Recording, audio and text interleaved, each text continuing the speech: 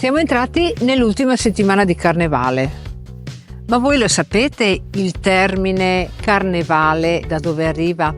In realtà è una parola che deriva dal latino e significa carnem levare, e molto probabilmente si pensa che tale termine fosse riconducibile all'ultima serata quando si organizzava un gran convivio, ed era la serata del martedì grasso, quindi prima del mercoledì delle ceneri. Il carnevale però si sa che nel nostro immaginario è un periodo di festa.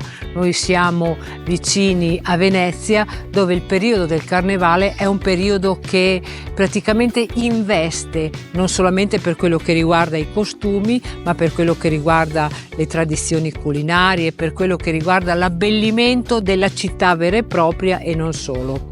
In Veneto però la tradizione del carnevale è molto sentita, infatti c'è un comune nella provincia di Padova, che è abbastanza vicino qui a Valgrande, che addirittura quest'anno festeggia i 100 anni di esistenza. È uno tra i carnevali più sentiti, tant'è che è definito addirittura il Carnevale Veneto, e sto parlando del Carnevale di Casale di Scodosia.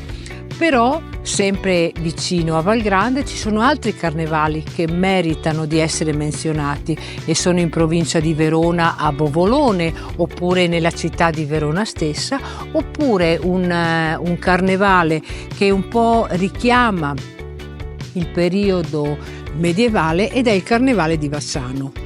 Ma voi avete qualche altro carnevale della nostra terra da segnalarvi? Se sì, vi invito a scriverlo qui sotto.